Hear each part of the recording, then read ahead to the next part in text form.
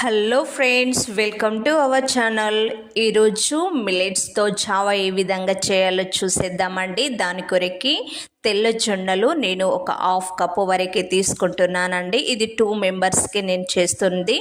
ఇందులోకి ఒక 2 table spoon వరకు రాగులను కూడా యాడ్ చేసుకొని ఇందులో వాటర్ యాడ్ చేసి ఒక 4-5 టైమ్స్ క్లీన్ చేసుకోవాలండి. ఎక్కువ డస్ట్ ఉంటుంది కాబట్టి ఎక్కువ క్లీన్ చేయాలి. దీంతో పాటు సాబ్దన్ బియ్యం ఉంటాయి కదా, అవి ఒక 3 టేబుల్ స్పూన్ వరకు తీసుకుంటున్నానండి. ఇందులోనే సీక్రెట్ అండ్ టేస్టీ జావా మనం చేసుకోవచ్చు. ఓవర్ నైట్ వీటిని మనం నానబెట్టుకోవాలి. ఇది ఎర్లీ మార్నింగ్ అండి.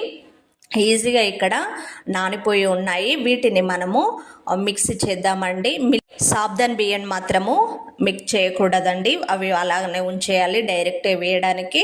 ఇప్పుడు ఇందులోకి ఒక 3 టేబుల్ స్పూన్ వరకు వాటర్ని యాడ్ చేసి మనము మెత్తగా దీన్ని మిక్స్ చేసేసుకుందాము. ఈ విధంగా అయిన తర్వాత మనము ఒక స్టీల్ పాత్రలో నేను వాటర్ యాడ్ చేస్తున్నాను. మినిమం ఒక 3 గ్లాస్ వరకు నేను వాటర్ని తీసుకున్నాను. ప్రీ హీట్ చేసుకోవాలి. ఇది మనము జావా చేసేటప్పుడు గిన్నెను మాత్రం పెద్దది తీసుకోవాలండి, ఊరికే అది పొంగుతుంది కాబట్టి. ఇందులోకి సాల్ట్ నేను ఒక 1.5 స్పూన్ వరకు యాడ్ చేస్తున్నాను. సాల్ట్ ఎక్కువ అయితే మాత్రం వాటర్ యాడ్ చేసుకోవచ్చండి, లేదు తక్కువ అయితే మనం కొద్దిగా వేసుకుంటే సరిపోతుంది.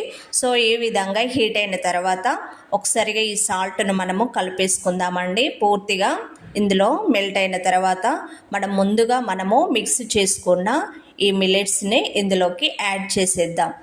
వెంటనే దీన్ని కలిపేసుకోవాలండి. కొద్దిగా మీరు ఒక 1 మినిట్ లేట్ చేశారంటే ఉండలు కట్టేస్తుంది. సో కంటిన్యూగా ఈ విధంగా కలుపుతూ ఉండాలండి. డైలీ ఒక్కొక్క మిల్లెట్స్ చేసుకోవచ్చండి. ఒకరోజు జొన్నలు, రాగులు, సజ్జలు, కొర్రలు ఇవన్నీ ఉంటాయి కదా, ఒక్కొక్క డే ఒక్కొక్క ఐటెం చేసుకోవచ్చండి. అన్నీ కలిపి చేయకుండా మనము డిఫరెంట్గా ఒక్కొక్క డే ఒక్కొక్క స్టైల్లో చేసుకుంటే హెల్తీగా ఉంటుంది. ఇందులోకి మనకు సాబ్దన్ బియ్యం కూడా మనం యాడ్ చేయాలి. ఇవి ఈ విధంగానే బాగుంటుందండి. దాన్ని మిక్స్ చేసి పౌడర్ చేసి జావాలాగా బాగుండదు. సో వీటితోటి ఇలానే వేసేసుకోవాలి డైరెక్ట్గా.